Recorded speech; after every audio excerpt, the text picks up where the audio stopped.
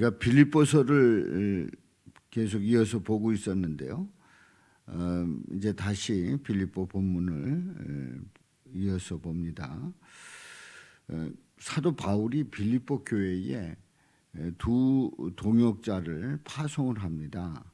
첫 번째는 디모데, 지난 그 빌립보서의 말씀 마지막에 보았던 이제 디모데를 보내고요. 오늘 이 본문에서는 에바브로디도를 보냅니다. 자, 두 동역자를 보내는 가운데서 이제 사도 바울은 본문 말씀을 통해서 에바브로디도가 어떤 사람인지 분명하게 밝히고 있어요. 그래서 25절에 보면은 에바브로디도를 너희에게 보내는 것이 필요한 줄로 생각하노니, 사도 바울이 빌립보 교회에 보내야 될 이유가 있다는 거예요. 그러면서 이제 에바브로디도를 이제 소개를 할 때에 그는 나의 형제다, 함께 수고하고 동역자라는 거죠. 함께 군사된 자요. 함께 군사됐다고 하는 것은 함께 영적 싸움을 같이 하면서 그 헤쳐나가는 그런 아주 중요한 그 군사다 하는 것을 말씀하고요. 너희 사자로 사신이다, 심부름꾼이다 하는 얘기죠. 내가 쓸 것을 돕는 자라, 도움이 필요한 것을 제공하는 그런 자가 바로 에바브로디도였습니다. 4장 18절에 있는 말씀에 보면은 이렇게 말씀을 합니다. 내게는 모든 것이 또 풍부한지라 에바브로디도 편에 너희가 준 것을 받음으로 내가 풍족하니 이는 받으실 만한 향기로운 제물이요 하나님을 기쁘시게 한 것이라. 바로 에바브로디도 편에 빌립보 교회에서 이제 그 보냅니다. 그 공개하는 거죠. 필요한 것들을 보냅니다. 그래서 받았다는 거예요. 바로 이렇게 쓸 것을 돕는 에바브로디도임을 사도 바울은 말하고 있습니다. 그래서 26절부터 있는 말씀에 보면 그가 26, 27, 28절에 그가 이렇게 나오는데 바로 그는 에바브로디도를 얘기합니다. 이 에바브로디도가 너희 무리를 간절히 사모하고, 그러니까 빌립보 교인들을 보고 싶어하는 거예요.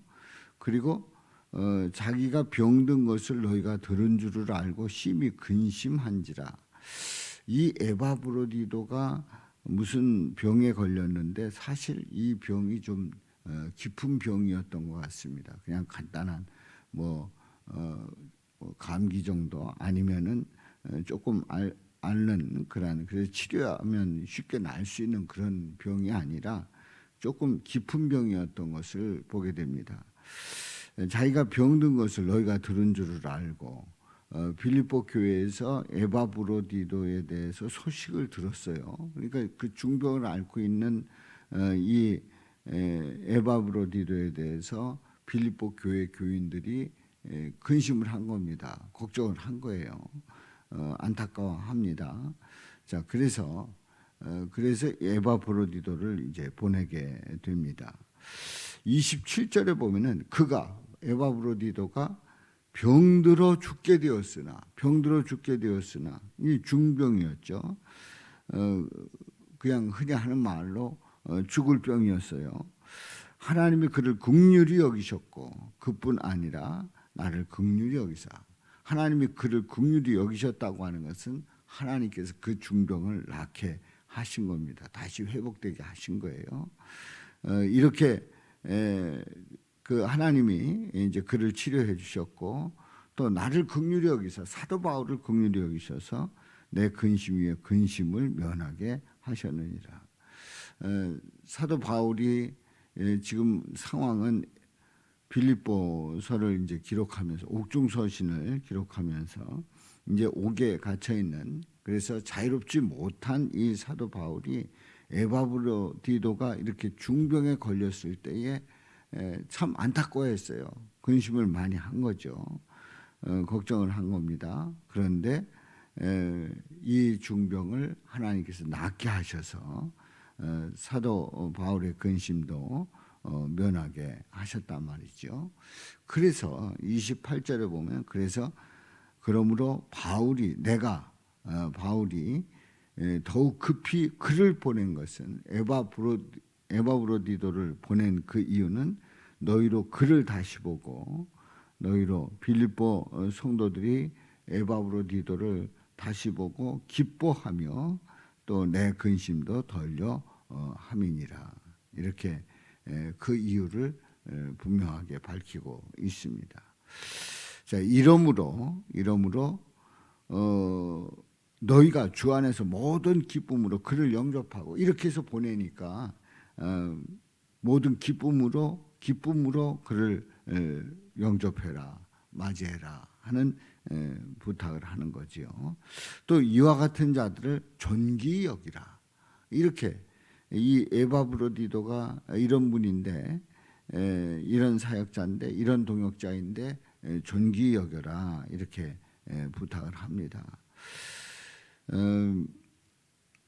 고린도전서 16장 18절에 보면은 이런 말씀이 있어요. 그들이 나와 너희 마음을 시원하게 하였으니 그러므로 너희는 이런 사람을 알아주라. 이런 사람에 대해서 잘 알고 있어라.